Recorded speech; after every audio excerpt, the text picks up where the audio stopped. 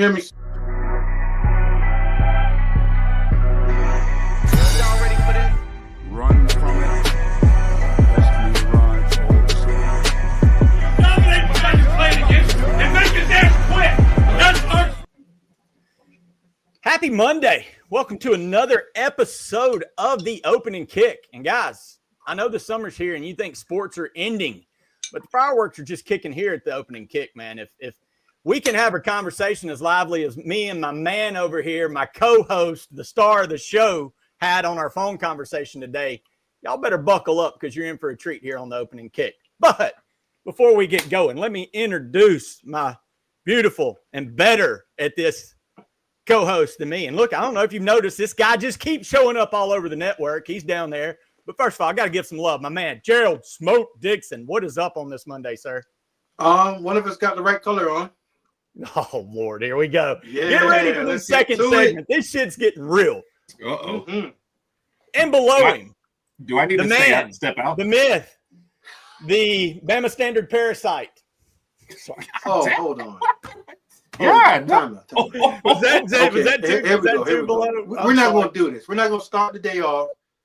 Just because you and I disagreed on certain things leading up to this situation, don't disrespect our guest. Get the man right, bro. Come on, I'm man. going to get it right. Because like Herb said, that's blasphemous behavior. what Herb said before the show, I didn't put a gun to somebody's head and make them text me and invite me today. I'm okay.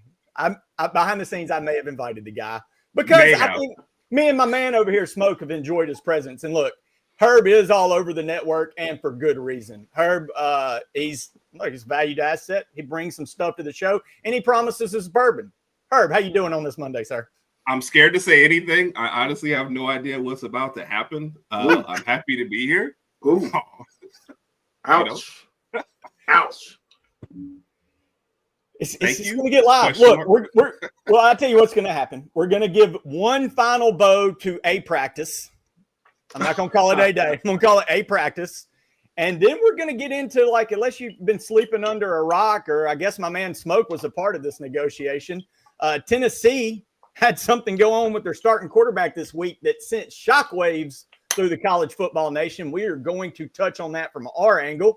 And then we're going to get Smoke's going to talk transfer portal. What's going on with this? How it's being used from players. I think he's got some deeper insights that I think the Nico conversation will roll into. So buckle up. We're going to have a lively show tonight. And man, if you're here with us, hit that like and subscribe. If you're over on Twitter X, come over to the Bama Standard on YouTube so you can get all that wonderful Bama Standard content throughout the week. Tons of great shows, tons of great guests. Hit that like and subscribe. But before we get going, you got something, Smoke? Hey, Petty, listen, man. We already got the chat jumping. JB, listen. I apologize that I missed T-Town. I miss you too. But I understand that I was not represented well again by my crew. Not saying her, but the other guys spoke wrongly about me when I wasn't there. I was in College Park, Maryland, hanging out with Coach Michael Loxley, because again, when I'm invited, I show up.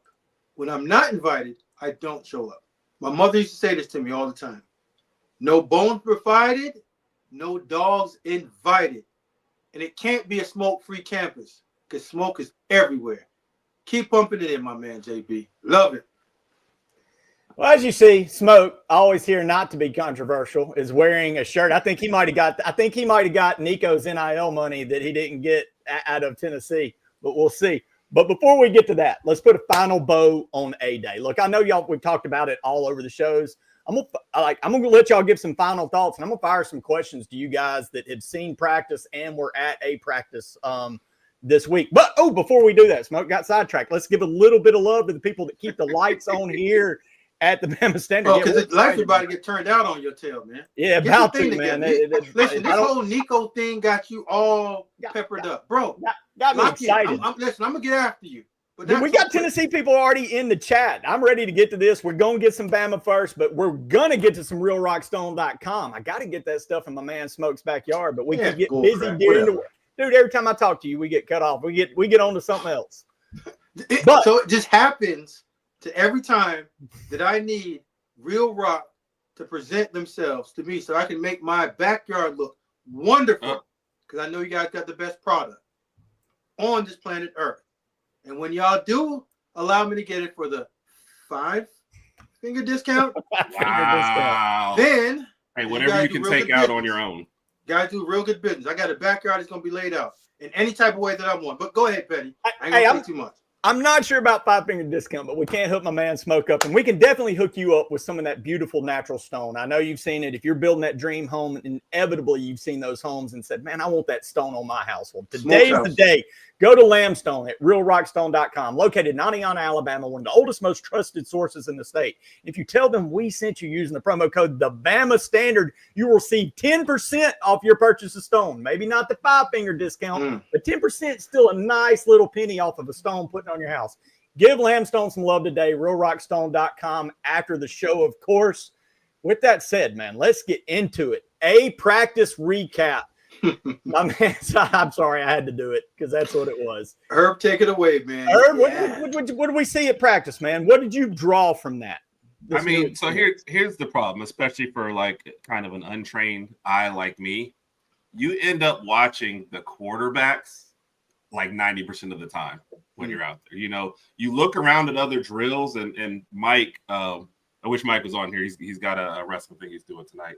Ironically, the deck is in the house. Love Decatur. Yeah. But he watching one of the drills, and it's one of those where you got the little blow up thing, and the guys are smacking as they go through, and he's like, I mean, I guess they look good doing that. But I don't know what evaluation I'm going to tell you, you know? So it's kind of like you look over and look in that drill, and you see the other one look around, and then you go back and look at the quarterbacks. And it's kind of what everybody took from it, man. Ty looked the most poised. Russell looks like he has the brightest future, most zip on the ball, just some things to learn. And Austin Mack is a clear third right now based on the one practice, you know, that you got to see. Right. Otherwise, wide receivers look good. Man, I'm a huge Horton fan, not only from what I saw on the field, but from his attitude with the little, you know, signings and stuff like that, and just how humble he was. And like, you know, hey, I'm, you know, just kind of ready to go. Thank you guys for being out here. I appreciate all the, you know, that kind of stuff. Definitely one of my favorites. Running back room looks good from the glimpses that you see. And the defense looks very connected, you know, even with not being able to unleash their full potential. Man, I like the stuff I see back there. Well, you know what, Petty, we talked about earlier. We got to get this chat going. I'm feeling a little bit too comfortable. I want the chat just throw questions at me from left to right. Let me see if I'm on my game today. In terms of what I saw from A-Day's practice, intel that I've gathered from, I guess we can call them decent sources. I don't know who's telling me the truth these days, but I'll give you my best insight. Just throw questions at me all night. We'll just pull them as we go along, Justin. We got Wham, Bam, Bam, Wham from Decatur. We got Jason from Tampa. We got folks from all over. So the chat is hopping. We got people from all over the South, all over the country. Throw them questions at Smoke, and we will get to them. You know, Tough as Nails going to have one for you. Man, Tough as Nails always bring the heat. But what I would say is that, and I would ask you guys, because I wasn't there in 80, because again, I if I don't get the royal treatment, I don't show up. You said that. There you said it. Smoke got to have that carpet rolled out. No doubt about it. Just so we're clear, Smoke, you know you're invited to the house anytime, and I've got some good bourbon waiting. That's a carpet rolled out. I might show up. I ain't gonna lie to you. Okay, but if you show up, don't be prepared to go home the same day. Like it's a hey, I'm passing out. I ain't good at spending the night over the men's house. But listen, that's a whole nother subject for another thing. But the question I would ask both of you guys, and you guys have been part of A-Day festivities, irregardless, remove the practice from it. I know that we're all being funny, but did you guys feel the energy that I felt when I was there on the Tuesday before, in terms of just what Coach DeBoer is doing down at the capstone? Yes. Like from the players, you feel a certain energy and a certain focus, you know, nice. And it's weird that you even feel it from the way they approached the signings. You know, you don't usually, you could kind of see sometimes where you would be like, all right, I just want to get out of here. But it's just like anything that has to do with the team, like they are there. But when they were in the practice, yeah, you see it. You kind of just see, look, there's an opportunity here. I don't want to screw up. So everybody is kind of laser focused on what they're doing. So I absolutely feel it from the coaches too. And that's kind of the bigger thing. You know, right? And I think what we have to allow our Bama Nation to understand is there's different ways to skin a cat, and the way that Coach Saban did it was his way, and it was no fun zone, attention to detail, no messing around, and you can still win with a level of focus, all depending on how you want to do it. So not because it's not the button-up guy in a suit, decked out and looking nice and neat and pristine, you can still be in a polo and a khaki and still get the job done. Like I said, give the staff their grace, just like we gave every other staff. And you're allowed to make your decision at the end, but it's tough to make it at the beginning and not give someone a chance when they've come in to repair what we believe was somewhat broken in what Coach Saban left us. But listen, oh my goodness. Well, guys, I had some rapid fire questions, but Tough as Nails stole one from me, so I'm going to go ahead and fire it at y'all and let them ask it. Womack said Dijon Lee, which is a name that's been hot on the lips of my man Smoke Dixon, will see the field. Smoke, what's your opinion on this young freshman? He's going to see this field early and often, and whoever is playing left or right cornerback, Brown or Jackson, is going to fight their tails off just to keep him off the field. Somebody's going to have to go play the nickel or whatever they're calling it nowadays. Whoever lines up over the star. I don't know the name because the name has changed so many times, but whoever plays the star or the nickel, he's going to have to play on the football field. That's Marvin's favorite topic, the new names for defensive players. It just blows Marvin away. Man, there's safeties, cornerbacks, linebackers, and defensive linemen. Because he got work. I just love this name. Wham, bam, bam, wham. What about the kicking game? Man, wham, bam. Move on. Next question, Coach. So hey, Australia, we need you to send one of those dudes over that runs to the side and kicks it. We know you got one. Okay, it's Tuscaloosa. Thank you. God, wham, bam. Come on, man. I thought we were talking about tackling football. Yeah. We got the kicking game. I just called Australia. We got one on the way. JB Sports Talk, he was there. This is our Sunday night talking Bama. He's on Wednesdays with C. JB was there. Smoke, do you think Austin Mack enters the portal? I think if I had to put a percentage on Austin Mack going in the portal, I'm at about a 60%. Ooh. And the only reason why I wouldn't go higher on that is because, like you said, we understand who's going to be the future. But I still believe that, yes, Ty Simpson has the reins on being the first-team quarterback, but there's nothing to say that going into fall camp and after fall camp, Austin Mack is not going to have a chance to be the backup. And again, when you're the backup, you're one play away from getting on the football field. And if he does hit the portal, like, where is he going? Yep. Like, you have to have an answer to the question that you're going to ask everyone. I'm jumping in to go where. But if it was all three quarterbacks, I would say he's one of the ones I would say that would jump in.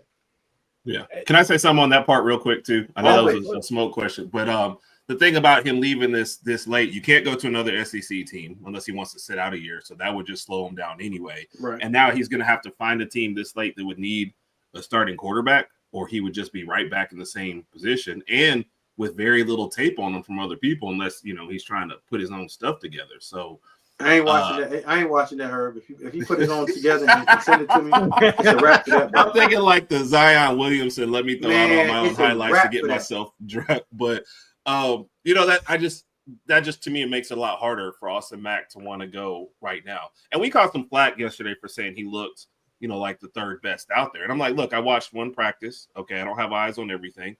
He did look like the third best. He looked shaky at times. He didn't look like he'd been here a couple years. It just, there were glimpses, but it was like 10% good and just a lot of bad. I'm like, that's just how one practice went. It's not an indictment on him. He might just be a backup. Ain't nothing wrong with that. Your eyes are seeing the right things. Yeah. Like a backup is a backup. No, there's nothing wrong. Everyone can't be a starter at an SEC school. Yeah. But there's plenty of opportunities in other places. And you're saying it right. I don't disagree with you anymore. That's great. Man, and Smoke, that's kind of a lost concept on a lot of people, man. There some people are just backups. You are what you are. So you're saying like Mac Jones that sat around and he was number 3, he still got drafted in the first round. Sometimes it's okay to sit Yeah. And then wait Develop. your turn and play. Develop. Oh, what does that mean? We don't do that anymore. What's No, that we got line some in other the ones, video? Petty. Keep We going. don't do that here. This Tough fun, as- man. Tough as nails is Georgia kicking themselves in the ... about Dylan Raiola. Well, this is just another in the long line, I think, of misevaluation. I mean, they never signed the kid, right? He was at Nebraska. So I guess he was committed. He was committed to Georgia and then flipped to Nebraska last week. I think Rule that was a big splash that Rule flipped him from Georgia. Yeah, but I don't think they told him to leave. No, and at that time they had Carson Beck and Gunnar Stockton, which they believed that they had two guys. And I think Dylan Raiola figured that he wanted to play early, and at Georgia, that wasn't the place. So I don't know if they're kicking themselves. Now they might be a little bit, but I mean, it's not like he's lighting up the world on fire. I was gonna say, given the trajectory of the two teams, is Dylan Raiola kicking himself in the butt about Georgia versus other way around? Ding, ding, ding. Great take. I love that. Great. Ephraim, our man from High, Tuscaloosa, Coach DeBoer said today Bama has a couple of scholarships. Where do they need help? Tight end. Yeah. Mm-hmm. And you always – I think they spend on an edge rusher and tight end. Yeah. That's what I would know. We've been hearing about all these guys getting developed for too long. I ain't seen it, so I ain't buying it. Kenny, he's got okay smoke from what you've seen. Do you like this team a lot better than you thought a couple of months ago?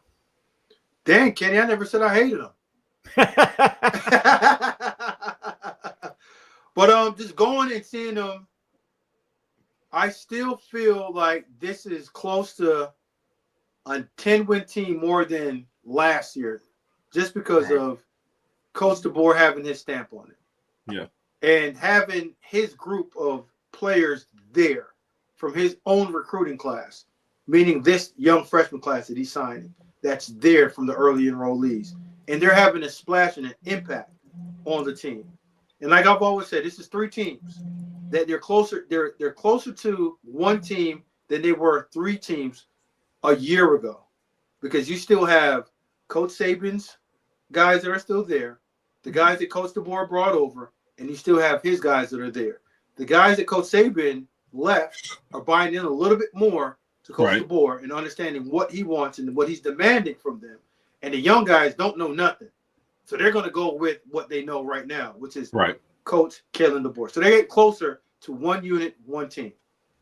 There you go. Good stuff. All right, guys. I've got a few I'm going to shoot at y'all since, Smoke, you have been at a practice, and Herb, you were there this weekend. Tan took one. It was about Dijon Lee. That's one we all want to know about. I guess another is, do Latsier, Brooks, and Meadows, Derek Meadows, did they see significant time in the receiver rotation this year? You want me to jump on this first? Go ahead, Herb. Meadows looked really good. Meadows, it was an interesting one because in my mind, I had him confused. I almost feel like I was thinking of him as the Bubba Hampton, like had already been here. So my mind was just, because I kept seeing this number pop up, and you got your book out the whole time, just checking all your numbers and rosters with all the changes or whatever.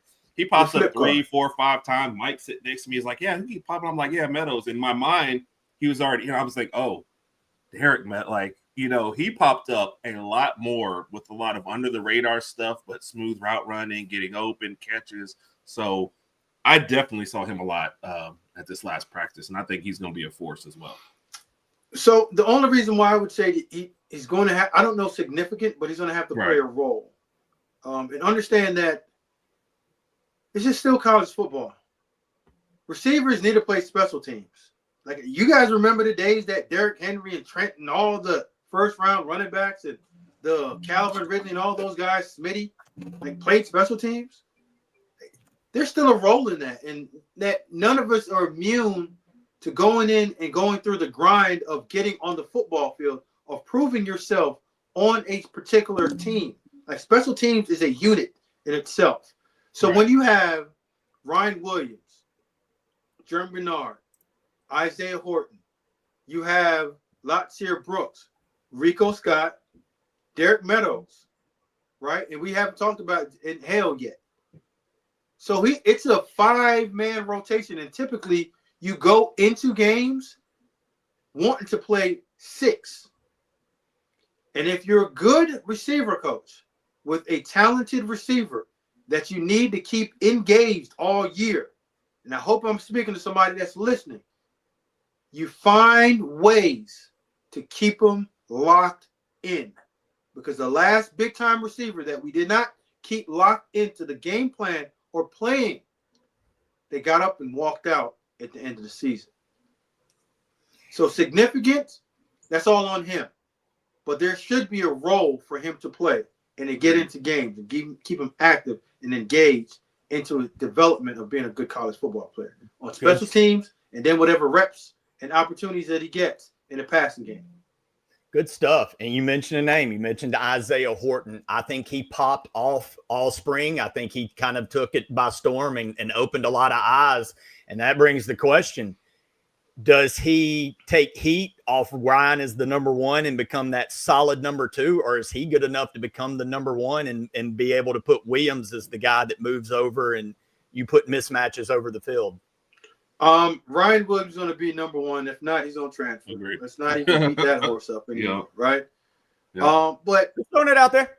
But here's what people need to understand, the Bama fans need to understand. The best Bama teams, when they had Smitty, Ruggs, Judy, Waddle, Calvin, there was 4 number 1s. There were players that when they had their opportunity, got their opportunities, they shined. Yeah. And they did everything for each other. Case in point, I hope I'm not speaking too far into football talk. If you're running if you're running a dagger route, that means number 2, counting from outside in, 1, 2, runs a straight line seam just to clear out if it's a middle of the field safety or a split safety to get the eyes occupied of the safety to run a square in. Like, that's your job. You're not getting the ball, but you're busting your hump to make sure that the other receiver gets involved. If you run a bubble screen on the perimeter, meaning number 2, bubbles behind the line of scrimmage, and you're the receiver that has to block, you go block your tail off. So it doesn't matter if you're 1, 2, or 3. I'm just a good teammate. And when my number is called, I'm going to show up. And the better my teammates are, the more opportunities it's going to give to me. Because they can't sit there and put 2 on me. Because they put 2 on the number 1, number 2, 3, y'all better get to work. And that's just going to open up the door for everybody else to shine. Yeah. I think Ryan Williams is always going to be your number 1. He's not just a great player, but he's also kind of your flashier, like I'm going to take a lot of attention kind of guy. Having Horton out there is just going to make it easier for everybody. And didn't Horton and Ty used to play together too as well? That's one reason why he came here. So Horton is, you don't feel like, it's going to be super flashy, but that guy's steady. We all saw the Jerry Bernard just throw the ball way up in the air because he had one chance to throw it. He was throwing it, play at, they did a little wide receiver screen, what ended up being a throw. And Horton tracked the ball so well that both DBs jumped at it, and he was just standing right behind him, catches it, scores a touchdown. Probably your highlight. Big, man. Yes. Well, I just don't expect many drops from him. I expect him to get open. I expect Ty to trust him a lot to where Ryan Williams is going to take a lot of attention. It's just going to make life easier for Horton to where I can see him having the numbers where you're like, is he your number 1? That's just a phrase. I don't think this team's going to care who you think is their number 1. Whoever gets open. Best thing said. Great point. College football, you can't have that anymore. I think that was hammering the nail that Smoke started. I said I was trying to throw that out there. Kenny, you made a great point. When Bama was great, they had 4 number 1s on that field. At any time it was their moment, they were the number 1. They were that guy in their mind. And for this receiving core to take the next step, you need a couple of those dudes out there. And it kind of looks like we may be in that, Bama may be in that. And just to clear it up, when you had those number 4, Michael Locksley was calling plays. Lane Kiffin was calling plays. Those guys are so good at understanding their players that they have on their call sheet plays designed for them. Yeah. And when they see that they're checked out, because receivers are like this, if they're not included in the game plan or they're not being targeted, they completely check the heck out because they feel like they're always open. So it's on you as a play caller to keep the receivers involved. And it ain't a one-man show. It's an everybody show. That's your job. Smoke. We got some of your Bevo fans in the chat here. Bevo saying Bama's best 7-looking team in the country. I said Bevo just because your shirt color. You got the burnt orange on tonight. I know you. Listen, man. Some of us do what we do, and some of us do what we can. Well, look, media tried to make a lot out of the quarterback battle leading through the spring, obviously to get clicks, get whatever. But it came apparent that it's Ty's team, it's his show. But the question is, there's a dude on campus that I've now heard enough from guys that know their stuff, Smoke, that the kid's different. So is it Ty's team till it's not, or is there a package for Russell throughout each game? It's Ty's team right now. If they went out there and started, because that's what Ryan said, Grubbs, the offensive coordinator. But I believe in this era of football, just like Steve Sarkisian always had a package for the backup. Agreed. Because, again, you have to keep these kids engaged. Mm-hmm. If not, Ty better blow this thing out the water. And I'm pretty sure, knowing Keelan Russell, his demeanor is understanding that if it is Ty Simpson's team, I believe that he can then sit back and learn. But you better have this kid engaged, and he's too talented not to have the defensive coordinator for the opposing team preparing for him every single week. Good stuff. No. Good stuff. You got anything to add to that, Herb? No, that was perfectly said. I said that, I guess, when I've always believed that they're going to have something for Russell. Russell's just a more dynamic guy. I know Brian Russell over here, we had this talk the same earlier. Yes, he does have more zip on it. He's probably the higher ceiling, more dynamic guy, and the guy you want to be your future. So I 1,000% believe, you're going to keep him engaged. They're going to have a set of things like, hey, these are your 5 favorite plays. If we ever have to send you out here, we're doing one of these first, whatever. Like they're going to have something for him for sure. So the guy's the future, man. Whenever I think people try to either take it a little too personally, that's kind of what we ran into. If we say Ty is the guy, like, what are you guys saying about Russell? Nothing. I'm saying right now, I always thought Bryce Young was way better than Mac Jones, but when it was Mac Jones' time after waiting, he was the guy. Doesn't say anything about their futures or what's coming up next. We're saying as of this moment right now, Ty's the guy. Has nothing to do with the future. Herb, we got some more questions, man. They want to hear more from you. Yeah, we do. I was going to put you on the spot one more. We're going to get 2 quick ones before we move to the next topic. Kinaffey, did we lose Odom because Milroe didn't throw to him? I mean, probably. If that was the case, then we would have lost a whole lot of receivers because he only threw to a few guys. Well, and my issue is no. He knew Milroe was gone, so it wasn't going to be Milroe coming back. So I don't think that adds anything to it. Like I said, if receivers aren't getting the football, the play caller needs to design plays and say, listen, get him the football. Yeah. Like, make him the number 1 option. And now if your quarterback don't throw it to him, now it's a different conversation. But I wouldn't say that. I think he left because he wanted to. Yeah, I agree. I know I'll get called out, but I mean, he was recruited hard by Kiffin. I think it's more he left because he wanted to. He wasn't tough as nails. Is having Coach Saban in the advisory role this year a good thing for DeBoer? I have my thoughts on this. Go ahead. You have your thoughts. Let me hear. Yeah. I don't. I think Saban's brilliant and thinks he's the greatest coach of all time. I think this needs to be. I think that puts an added pressure. I'm weird in a way that I think as long as people think that Saban has a finger on this program, they're expecting what Saban did, and it's always going to be compared to Saban. But when it becomes only DeBoer's program and you're not hearing Saban's, then it's DeBoer's program. I think that adds an element that you don't really want, but maybe I'm crazy. No, I think you hit it perfectly. I think you are crazy, but not just because of this. No, yeah. Touche. Crazy, but not insane. Crazy, but not insane. Right. Yeah. I just think, is it good to have the greatest coach of all time giving you stuff? Yeah. But with this fan base and what he did, I think it creates unrealistic expectations to still be there that don't need to be. But Petty, where your Whitwill towel at? Where is my Whitwill towel? It is right here on the back. WhitwillSports.com. Give some love to these guys at Title Towel, man. If you follow them on Twitter and all that stuff, they're all over, always giving us love. Go to WhitwillSports.com today. Get your Title Towel. My man Herb takes it with him everywhere. Bathroom, shower, the grocery store. Little too much information. Never leave Herb's side. Yeah, he's not wrong, but too much information for the fans weren't ready for that. So that towel smells like something other than like Gain. Well, no, it gets in the shower with me too. According to this story, it's in the shower too, so it's well washed. But no, it's well stunk.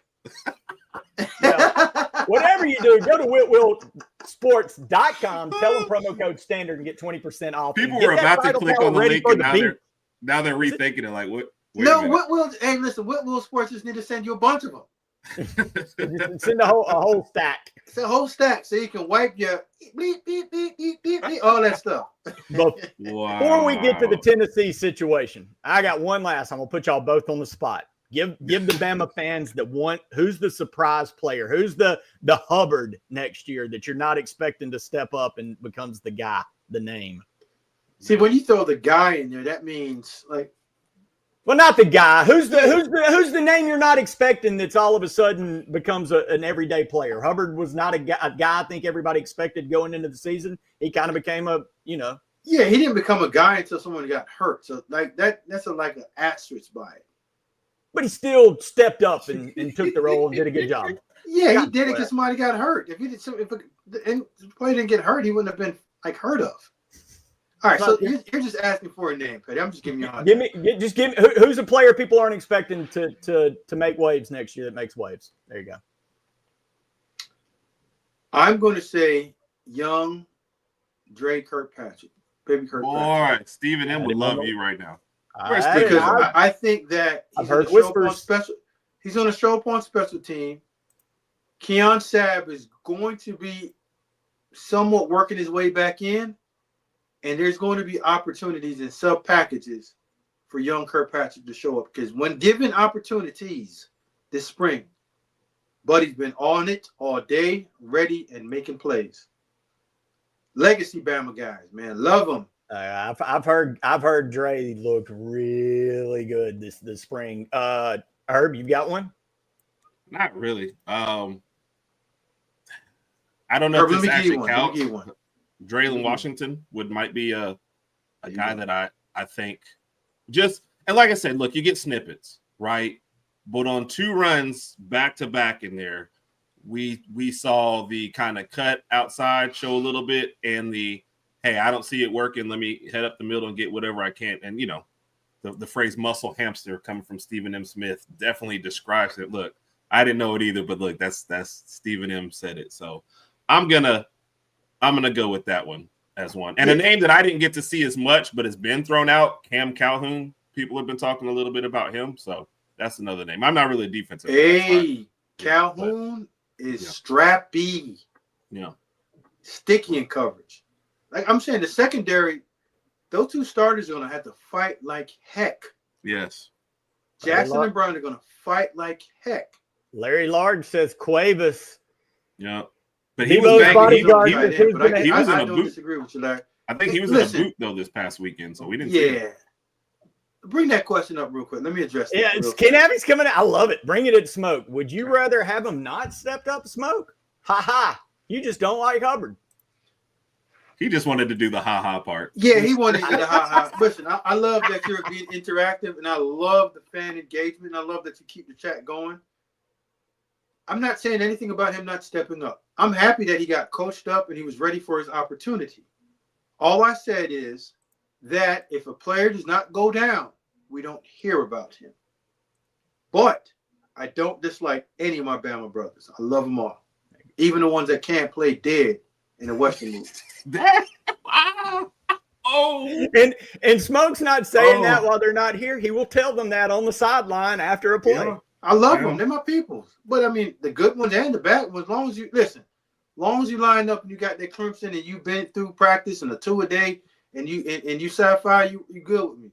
Hey, Bevo, all your participation look, I get it. Bama's down. Jump on them now. They lost to Vandy, but your participation trophies are kind of cute. Usually when Bama goes to the title sub the Michigan year, they kind of win them. So win one before you keep talking, buddy. Ooh. Petty, now you've been emotional, man. Stop.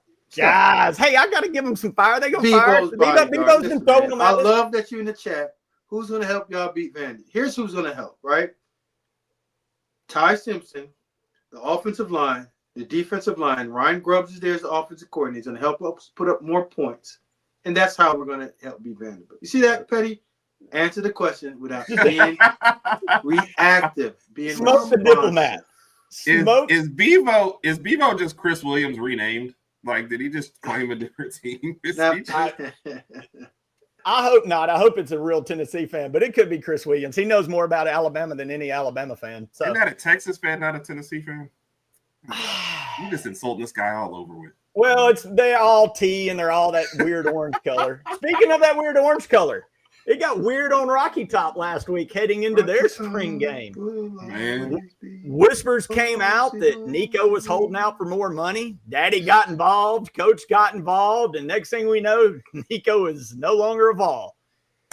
Tennessee, did they make the right call on Nico? Me and Smoke had a very animated conversation regarding this coming in. So, Smoke? You know what? I hung the phone up on you. So I'll go ahead and ask you the question.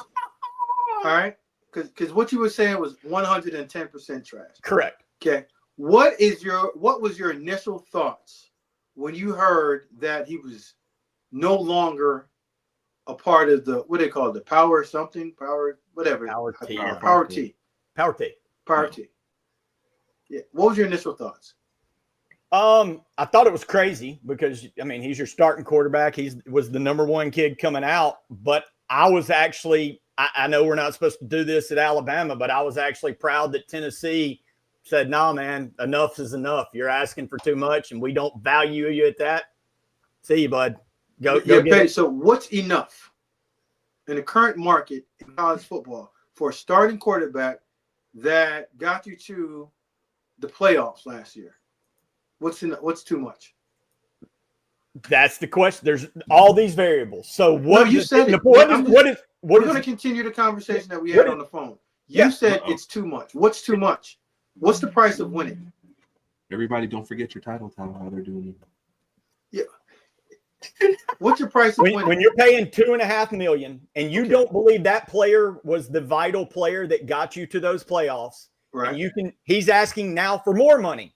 Okay. That you could utilize to bring in other players, which most people believe it was Tennessee's defense, their offense, that it wasn't Nico that got them. No, their offense, Nico their run game was ranked top 10. Their defense is ranked top 10, and their pass game was ranked 77. So what you're saying is valid.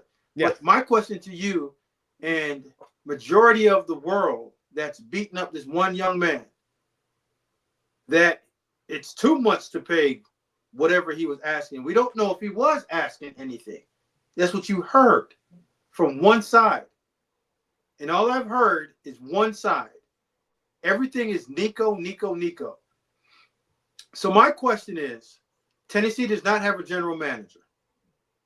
Right?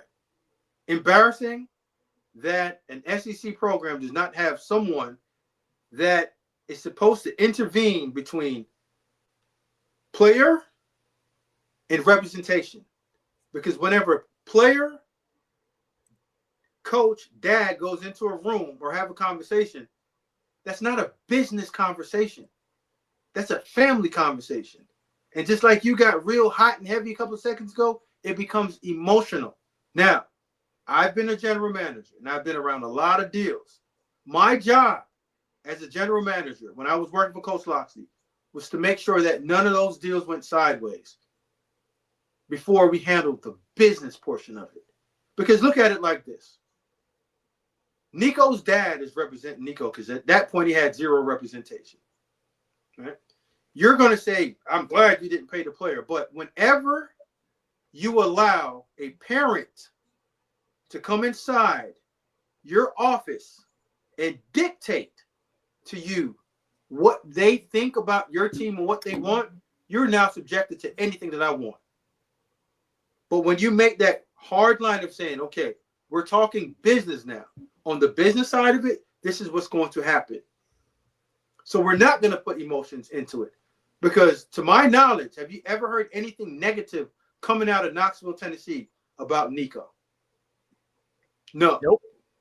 He missed one practice in a meeting in a spring game, and you eliminate your starting quarterback because of that. My job, again, as a general manager, is to make sure that this does not get this dirty.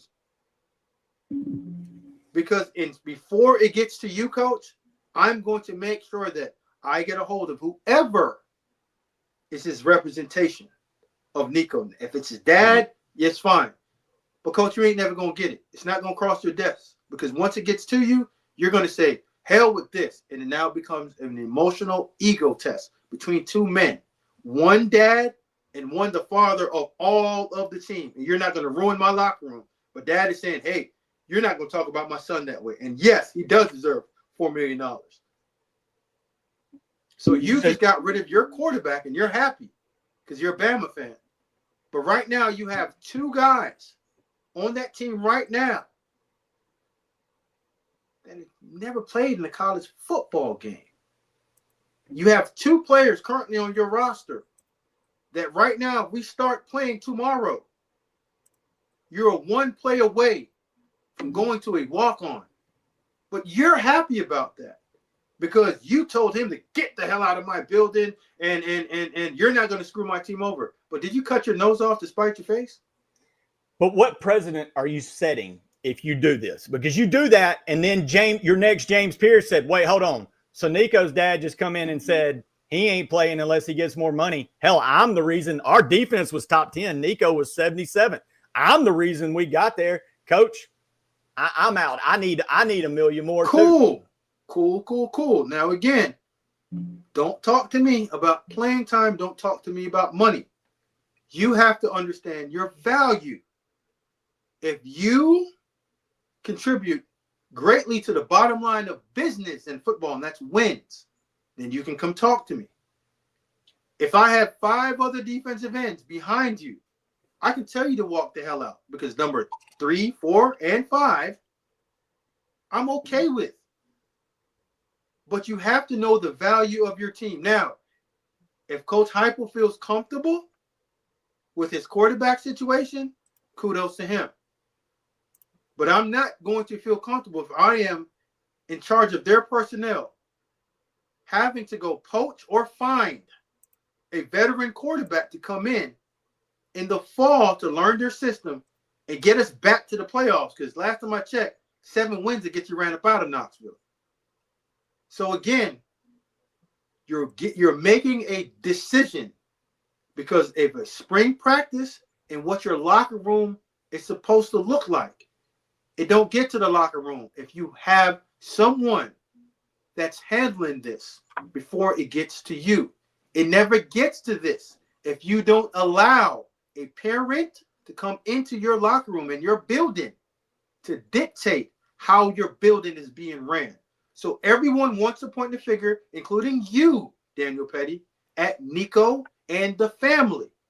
But what finger are you pointing at the University of Tennessee for how they handle this? Because I haven't heard anything negative about Tennessee. All I've heard is the kid wants money and he's not worth it. Who are we to say what he's worth? You don't know the market. It's not. To say who it's worth is the people writing the check. If they feel you're worth it, they write the check. Tennessee got presented, we want this money. They set out a practice. I guarantee there had to be some, if they weren't looking at this money's been presented to us, we're about to lose our starting quarterback. Is it worth this $4 million? So Pettey, this is how negotiation works, right? If you're not working in the involvement of emotions and you're working on the business side of it, when I say business, that means 2 people walking into it with 0 emotions, just bottom line. Okay. You'll say you want 4. Let's throw that number out there, hypothetically speaking. Okay. I'm going to say I paid you 2.5, but I think that you might be deserving of 3 because the way the college market is, the top tier players are getting 4, right? You are now at 2.5. I can't take you below that. So now we go into negotiations because we both can do that. Nothing, no emotion involved. I'm not paying you 4. And you're going to say, well, I'm not going to accept 3. Okay, good. 3.25, 3.5. But it never gets to the point that you're walking out of practice or not showing up to practice because I couldn't get $1 million situated that I have for my starting quarterback in spring. And it has nothing to do with getting out to the locker room, because the locker room is going to be just fine. If your best player is making a ton of money, no one gives a damn in the locker room, bro. If your worst player is making the most, now people care. So again, if you know your team and you know your locker room, and this is what your locker room is saying, then hey, move on. But if you're just going into the season with a backup that does not know your system, or you have to go poach, and when you poach, that poach means pay more. You might have to pay more than the 2.5 that you were giving the guy. That's very talented. Just hasn't lived up to the hype. And a lot has to do with development, because he does have the skill set. So when you start talking development, is that only on the quarterback, or is that also on the quarterback coach and the coaches? So again, it's two things can be true. I think both parties were wrong. This thing got real dirty. And once it gets dirty and emotions are involved, it gets sideways in a heartbeat. And Josh Pate apparently reported earlier that he was threatening to hold out of the playoff game for more money. And I think this is where we're seeing this with – this isn't the first player to do this. We know of other players that have tried to threaten it. Yeah, because it wasn't just Nico, he said, did it. He said several players is the report. Listen, can I say real quick, and I'll let y'all get back. Call to a coach that was in a playoff. No, and we'll let you hear, but you've been quiet. We're going to let you run on it. But go ahead, Tom. And you think that the coach, and I'm talking to my buddy, and I'm like, Coach, man, congrats. You know, I'm proud of you, yada, yada, yada. And the coach is like, listen, man, I'm sick of this shit. Yeah. I got players walking into my office. The backups are saying they're not going to practice. So you know what I did? I told him just go ahead and leave. And if you do your research, we all find out what we're talking about. And he said leave. But that kid wasn't a starter. Yeah. Wasn't one of his impact players. These were backups walking in. And he said, I'd rather go ahead and just practice with a one spot, meaning ones on ones, twos on twos, instead of having these multiple groups going, because I can't do it. I'm not going to have you hold me up and shake me for more money when you don't deserve it. But what we all want to say is that these kids are asking for more money. Like on these contracts, it's only a 13-game contract. Mm-hmm. Nothing is set for the playoffs. But you know who benefits from the playoffs? Everyone else except the players. So when is it fair for everyone to make out on it except the ones that are actually on the field? And again, I've been in all roles. I've been a coach. I've been on the executive side as general manager, and I've also been a player. So I'm not saying it one way. All I'm saying is make it fair for everyone. So if I'm going to come and say I'm holding out, just say, okay, listen, you only have to hold out. Get to the player before the player gets to you. And that's a part of your job. And if you have someone responsible for your team's roster, they will make sure that the ones that need to get paid and handled and managed gets managed before it gets to you, coach. Your job is to coach. My job is to manage the roster. So if I'm managing the roster properly, here goes a list of the names that we have to take care of. And if you say, nope, don't want to do it, cool. Let's live with it.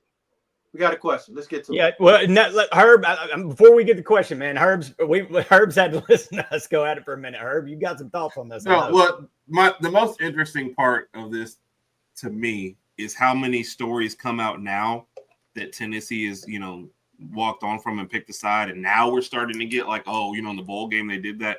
It kind of reminds me of when Luka got traded from Dallas, and after they traded him, every bad Luka story came out, and you were like, "Where was all this when he was on?"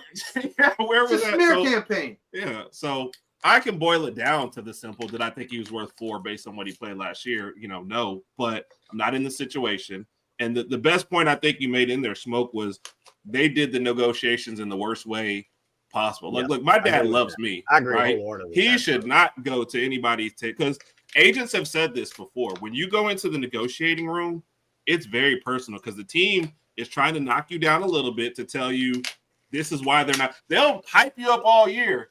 Hey, this is our $2.5 million quarterback. But when you ask for more, all the warts come out. Well, you didn't do this well, and you didn't do that well. You did, and I know if you did that, and my dad's in the room, he's probably tossing the table. Going, why are you talking about my son? Thank like you. that?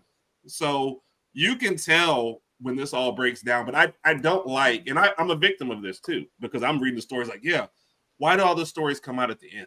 Why didn't they come out before Great this? point. And why did Smear you campaign, guys get? and Petty, you're falling for it. Well, I'm not against the kid. No. See, Smoke, I don't think, man, I'm not sure you fully get I don't care. Oh, like, Smoke gets you. I listen as well. if Nico was worth it, go get your money. Go get all your damn money, man. If you're worth that. But man, you've got to have some better advisors when you man. And that's where I think you don't Petty, let your dad afford who you involved. can afford You have to be. actual agents that are talking normal sense that like, hey, kid, you're getting 2.5. We probably don't need to push the envelope right now after last season. Now, look, you go set the world on fire next year, we're going to be talking. But that's where I don't have a problem with you going. But my problem is when it's a player like that asking for what the university obviously didn't think he deserved. You give into that, and then you got to give into every damn body that's wanting to hold out. And again, I think what you're not understanding what Smoke is saying is this. You don't have to give into anything. You have to understand what your roster looks like and value your roster. Mm-hmm. If the player that directly impacts the bottom line of winning comes into your office and tells you that they want everything, including the watch on your hand, you say yes, because they directly affect winning. Yeah. Okay? And which, if you by say, the way, get the hell out of my office, I'm going to tell you what's going to happen. You and the rest of that staff will be fired in the next year. So again, it's a part of the business that the college coaches aren't understanding. Not all, some aren't understanding that this is the business. This is the only model that coaches make more than the players. Do you understand that? This only model. No, and, so I'm not saying that's right. And look, if Nico goes off to UCLA and gets paid, right, I'll say congratulations to him. But I still think it's asinine, and I don't think it's worth it. Petty. But so if they I tell you that Darren Mensah, not arguably, they say that Darren Mensah, the quarterback from Tulane that transferred to Duke, is getting $4 million. Yeah. Do you think Darren Mensah and Nico on the same level? It's okay. So we're all competitors. And we all know that. And if you have someone that's tracking and understanding what the market looks like, it's fair market value for you. If you don't think that this player deserves it, don't pay him. I'm not telling you to. But what you're pointing to is an out of control market where Tennessee said, look, this is getting, like you just said, a guy got $4 million to go to Duke, and that's the market's gone absurd. And it's saying, we've got to cap this market. It's going You know who sets the market? You know who sets the market? My market? I do. Because I understand the value of the player.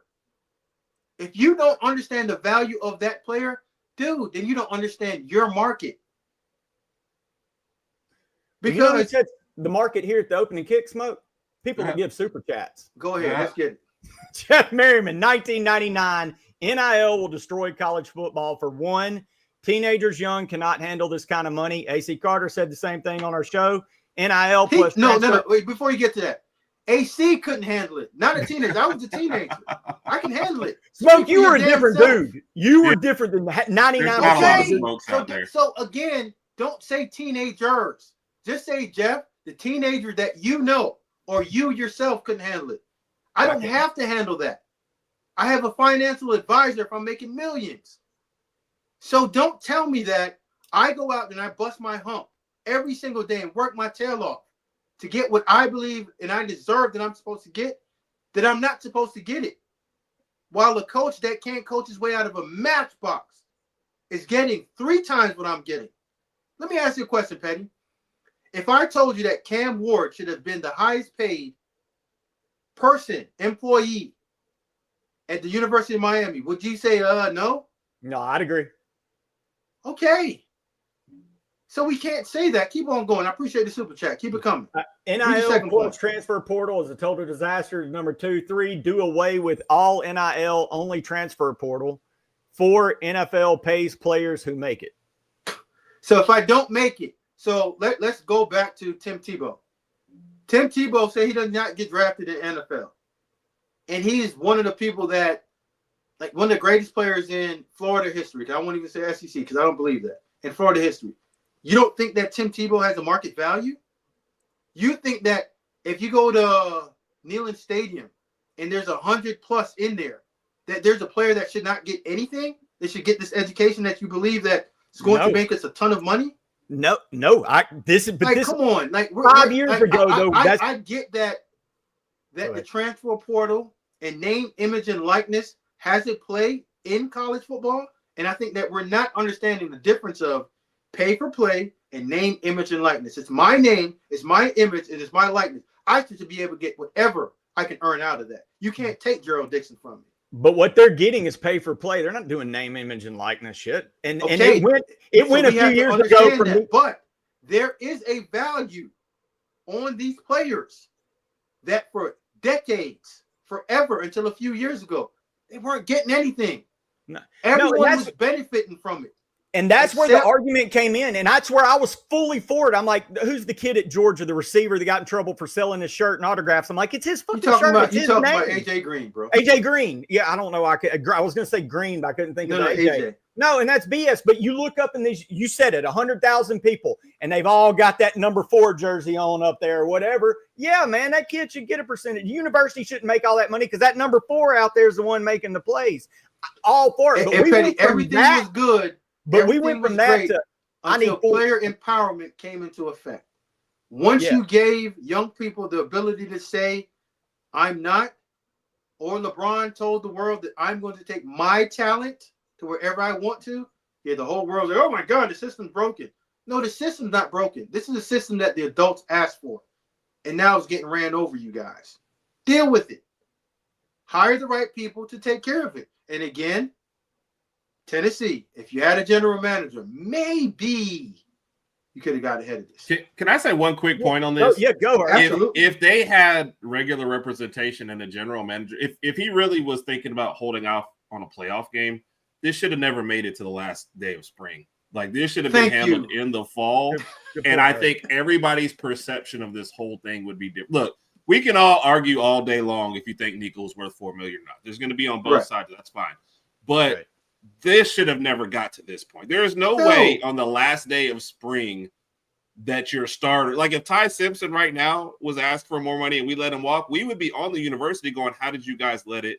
And Courtney Morgan would be like, bro, what are you doing? Because, like, this is part of what you're supposed to, right? I mean, we would be pointing a lot of fingers at the university. So this should have never got to this point. If you're Alabama and Ty Simpson says, I'm walking, you say, okay, I hate it. A young guy, go time. Mac, come on up. And we'll go in the court and go get somebody. Again, that's managing your roster the proper way. My job as a general manager is to have a replacement for every single starter in the building.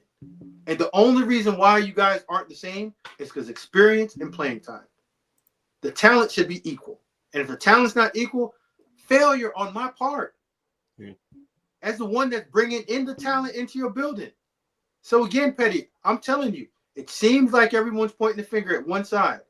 Right. This is a mutual deal. The two things can be wrong, and two things can be true. It's on both parties to get it right, and they got it wrong. It got dirty.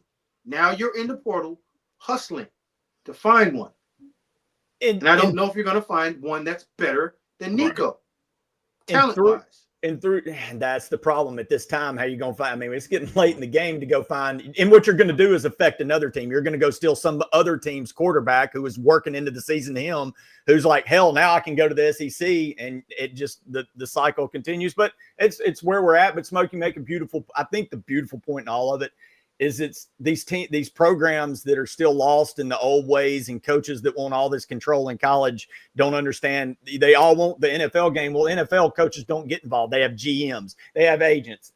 Y'all nailed it beautifully, man. I know we argued about it, Smoke, but you're dead on, man. It got ugly. It got done the wrong way, but that's because there's no the dad's involved, coaches involved. It's just, you talk about a broken system. That's a broken damn system. You have professionals handling this shit. That you nailed it, Smoke. You don't get your emotions involved in this. And again, and I think Herb summed it up perfectly. Oh, that if this issue started in December Yeah. You allowed it to get to the beginning of the year and fester all the way over into spring. And if it was so bad, and that's why I say you whenever you hear things, you have to put on your blinkers on, man, and just say, that don't sound right. He said he was going to hold out from the bowl game, but he played. He never hit the portal after the bowl game. He got into spring. He played. He practiced every single day during the spring, from what we heard. Like, we don't know, but he's never missed but one. So you're telling me this disgruntled employee sat through months of practice, workouts, and you still didn't get this done? And at the last moment, he says, "Oh yeah, he's been asked. He want $4 million. I've been asking for that. If I did ask for that, you telling me that you couldn't pony up by now to get me out of here? Or if you had your roster right, tell him to leave when the portal opened up, sign someone in the December portal, and say, hey man, this is what it is. Like it or leave it, if that's what you want to do. Now, when you get a quarterback in this winter portal, you can at least go through spring and have 4 on your roster and figure out what you want. But now you let it get all the way to the end of spring, the spring game, when he doesn't show up for one practice and misses a dinner or whatever he missed. And you say, hey, listen, you're no longer bigger than the T. Bro, you could have said that shit a long time ago. Say that for yourself. Like, it's funny that we're talking about losing our third string quarterback and they're talking about losing their starter. Something has been lost along the way. Something happened. Kalen DeBoer has Courtney Morgan. Yeah. Ding, ding, ding, ding, ding. To look over the roster. And he does not want to do it for himself solely. It did not empower every single coach to say, you guys are the main ones that's in charge of your room. No, I have a personnel staff that's in charge of the construction of my roster.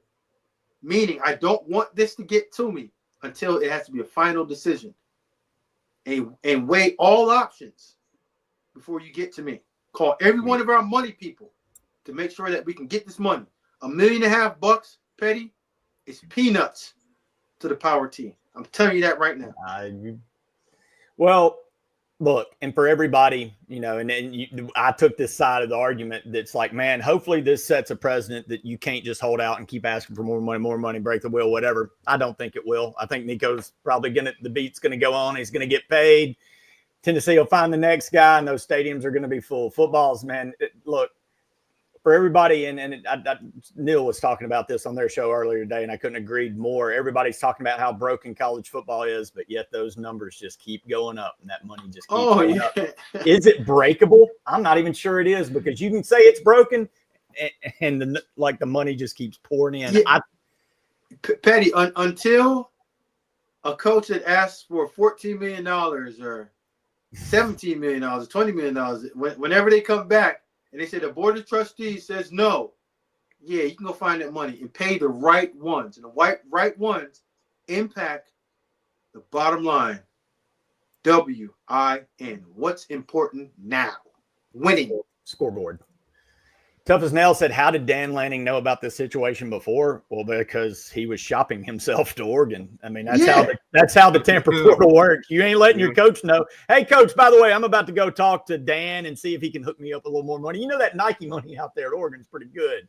No, the tampering portal doesn't stop, and these kids are I guess his dad was probably reaching out to Oregon. And Dan knew because Dan found out, and Dan has a guy that finds things out. How about that?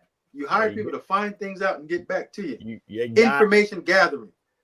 Lisa Ross says Nico's poor attitude showed in the playoff game versus Ohio State. He wasn't there to win, and for his team, he was pouting. I disagree with that. I will say his offensive line was also getting murdered. I disagree with that. We got to stop beating this young guy.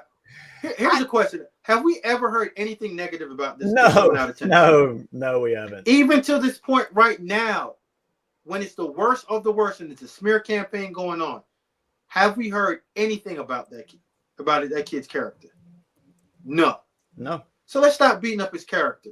If he played poorly, and I don't believe that he played up to the level that I thought he was going to get to. But I'm not going to beat up his character. I'm going to say coaching him, fix it so he can get up to the level of what his talent says. And that goes, and I think that goes to what Herb pointed out beautifully. At the end of these stories, you always hear the bad stuff that comes out. But I don't want to hear that about Nico, because I've got Tennessee friends that all I heard while he was there was the guy in the locker room that everybody loved. And, everyone loved. Like you said, there was no animosity until money got. Till one day of practice. I've had teammates that miss practice. We ain't kick them off the team. Oh, I joked with you, man. Brandon Bolden, who played against you guys, missed the week of Alabama. He was tired of Houston Nutt. Ole Miss played 10.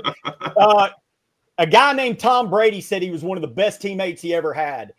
He skipped practice 3 days during the week of Alabama and didn't miss a snap so he could go fishing. And they didn't kick him off the team. And Tom Brady thought he was a good teammate. I think Tom Brady might know a thing or two about teammates. But yeah, I don't even need to go that far. Let's just get to Allen Iverson. Practice. And again, even talking a game. Do you know the true story behind that practice clip? They didn't play all of that, Petty. Oh, I've seen the full one, but I don't remember it. Remind me. Yeah, his best friend just died. That's right. And he was like, that's what we talking about, practice? That's right. I've been through A, B, C, and D, yada, yada, yada, yada. But all we heard was practice. It's a better soundbite. There's more to that. That's what I'm saying. At some point, we all got to open our eyes up and just stop taking what we're given and actually do some research on your own to find out that everything that's coming one side. Listen, if there's ever a one-sided story, it's not true. Yeah. Because there's always your story, that story, and the truth somewhere in the middle. Yeah. Let's get to the truth. That's right. That's the problem with this whole thing. All the stories right now are about Nico. So whether you like it or not, like, it can't all be. Like I said, my first point was I should just leave it at that. If there was a problem in December, you knew he was going to be a problem now. So y'all should have walked away then. So thank you. It's Robert. Weird. Now I will say this: as much as we like to bag on the brokenness and the changes, this isn't anything new. There's always been a big pay gap, and like go up to the professional ranks, and Michael Jordan was getting paid more than Horace Grant. Robert, whoever impacts winning the most gets the paid. Most. Yeah. And they know that in most professional locker rooms. Like the center gets why he doesn't get paid what the quarterback gets paid. We're talking about bad guy. I did that just for you, Smoke. If the left guard ever got paid what the quarterback got paid, the team's going bankrupt. Like this just never gonna happen. And the quarterback's the face of your organization too, and they touch the ball every single play. Like that's your guy. Hey Herb, I knew this was going sideways, and I told Petty when I heard the opening comment from Josh Heupel for spring practice, he said nothing positive about Nico. Everything was he needs to play this, he needs to improve that. And I'm like, hold on, that's the future of your team. You're not trying to build, you're trying to pull down. So I knew that the smear campaign was on. So they got it. We got a couple more, Petty, and I got to jump out of here in 3 minutes. Yeah, and look, we had a portal conversation. This kind of talked about. I mean, this pretty much it. Do you think Milroe asked for more money to stay after Saban retired? If he did, we didn't hear about it. Yeah, it was taken care of, which is great. Yeah, it means it was done the right way. Because Courtney Morgan came along with him, so they said okay. Yeah, and could you blame him though? Be honest, man. If you're 20, 21, 22, and you're making $1 million, you got a chance to make $2 million. Why aren't you going to go for that? You know, why aren't you asking? Everybody was in here talking about. Oh my God! Everyone would ask their boss if their boss allowed them to walk in and say, "Pony up." Yeah. Like I said, I was one of the ones that said, "Is Nico worth 4?" No, but if Nico gets 4, I'm like, hey man, good for you because I'd like 4 right now. You know, if y'all see what I'm getting paid to do the opening kick, I'm paying these guys right now. So it's rough. They can't afford me, so I just do it for free. Yeah. I don't have that much. You keep showing performances like this, man. I don't think, you're going to rock it past our pay grade, man. We ain't going to be able to shell out that kind of money, man. You rock star. Jeff Merriman, I agree with people who commented, go back to paying under the table. No damn thing. So now you want to get the universities in trouble. Come on, Jeff, tighten up. That just led to Albert Means. Albert. I was about to say Logan. Yeah. I was going to say Logan Young, but and here goes the thing. People know I was in that locker room. I knew what he was getting. He wasn't good enough. So people want to sit down and be, oh my God, yeah, that's a bad. No, bro. He got two. What did he get? 250? Man, I don't know the money. I just heard. We passed the statute of limitations. If you think, listen, they got Google. Go search it. Wow. Smoke, final takes. What you made a comment, and I wanted you to explain it on the show instead of me. Actually, we got which one? Which comment? Because I made a ton to you today. Well, we got derailed by the Nico talk, but you made a comment about players are using the portal to pocket. What were you meaning by that? Okay. The phrase pocket watching is another player watching what another player is getting, not understanding the value of them. Right? If Petty's getting $1.5 million and he's a starting safety, I'm the backup corner and I'm getting $125. Okay. I can't go over there and say, well, Petty's getting this. I think I'm better than Petty. I'm not watching your pockets. I got to take care of my pockets. Right. So don't go pocket watching without understanding the value of your play. Now, outprice yourself by going into the head coach's office saying, I'm going to compliance and I'm hitting the portal. Because the answer is going to be, go right ahead. And you've now outpriced yourself because you have no value on the open market. So don't be pocket watching. And a lot of people are doing that. Pocket watching what another guy's getting. Man, he's getting 4 over there. He's getting 3 over there. You don't know what their money situation look like. You don't know what the value of that player is to his team in comparison to you. So stop pocket watching and get to your own pockets and get better. Because if you ever understand what negotiation is, when you are that guy, you are never going to ever have to negotiate. Patrick Mahomes, Josh Allen, Lamar Jackson, now they figured out who he is. Tom Brady, they never hit free agency. Just understand that. Good players never hit the open market. Average ones do. Buyer beware. Always love debating. Last question before we get our final loves and kisses before we get out. Lisa Rawls, if Nico got bumped to $4 million, would it take money away from other players, or is the amount Tennessee has unlimited to pay whatever demands they want? I don't think until the House passes their bill. Yeah, it's their bill. Think until the House. Yeah, they don't have a cap. Mm-mm. And I do think Tennessee had the money. If they felt like it was worth it, I do believe they would have pulled the trigger. This became an ego. It's got to be between two men. It's the only explanation. And if you ever disrespect someone's child, or he feels like you're disrespecting your child, then that's when emotions get all caught up in the business not being handled. But to me, $4 million, if you have it, and I told Petty right before I run off of here. Here's what I would do if I was the general manager. Okay, I just got to get to week 1. I just got to get to the summer. So yeah, I'll tell you, I'm paying $4 million, and I'll agree to that. And I'm going to get to where it becomes an open competition during the spring. And if you outplay the other two, then you start. But I cannot go into the season without my starting quarterback from the year before or my best team if I'm constructing that roster properly. I got to get to the summertime. That's my job. Get to the summertime with this roster coach and figure it out. And if he wants to sit out during the season, hey, he's going to have to figure that one out on his own. But I'm getting to the season with 3 quarterbacks on roster, not 2 that's never played. Nasty work, bad business. Herb? No, I think I've said I do. Somebody in there said, are we making he's like Nico quit on his team and now he's the victim? I'm not saying any of that. What I'm saying is this was handled terribly all the way around. And, because like I said, did I think he was worth a certain amount? No. Does the university?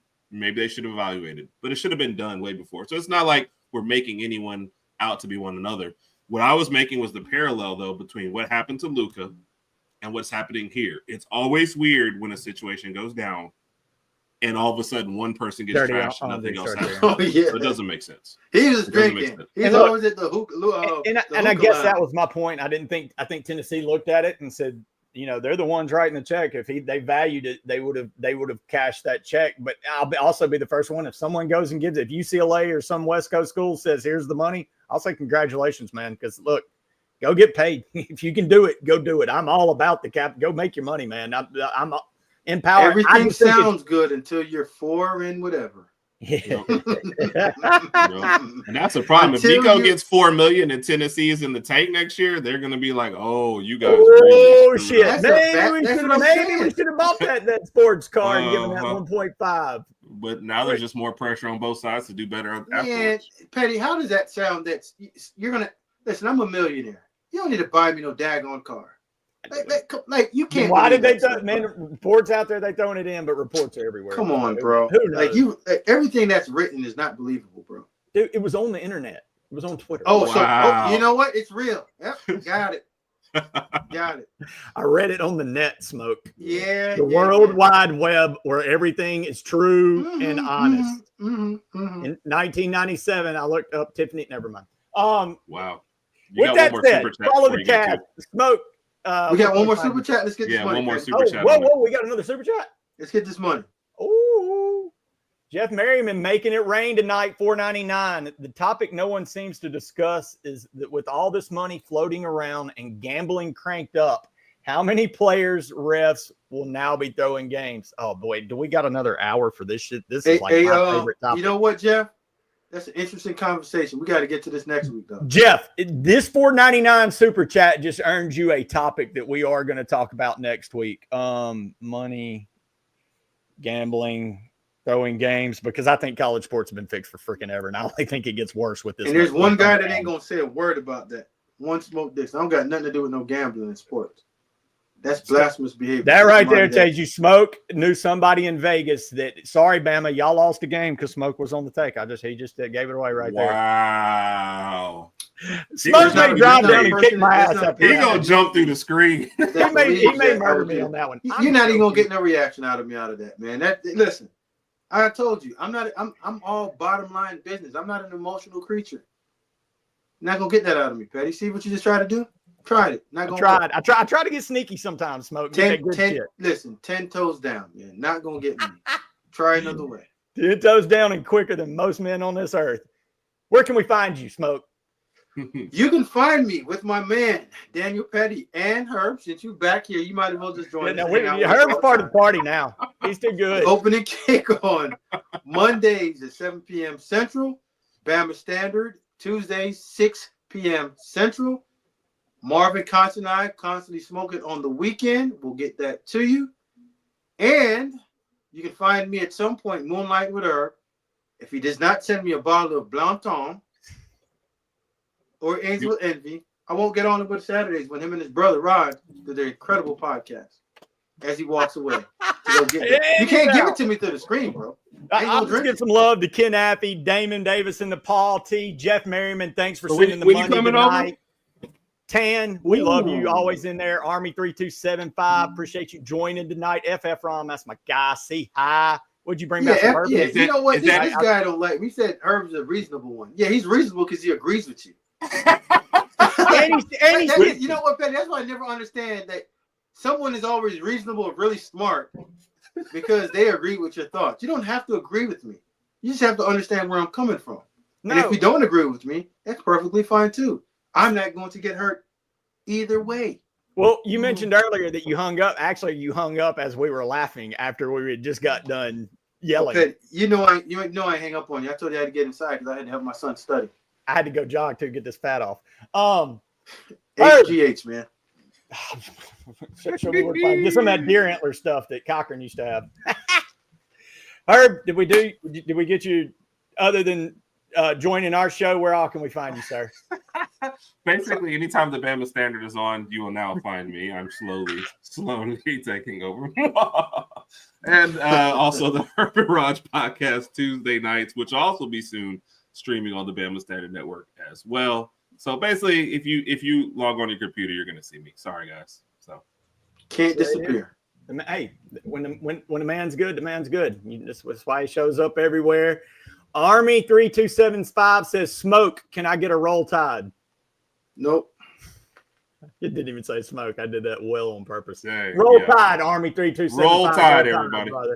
All right, you can find me here Monday nights opening kick with my boy Smoke, my man Herb, every Monday night, 7 Central, 8 Eastern. The next following night, Tuesday, I'm with my man Justin, Smoke, all the guys, Marvin Constant with all the muscles, Steve Brown with all the jokes, Stephen Smith with all the insights, and my man Smoke always bringing it. I'll be back with y'all Tuesday night.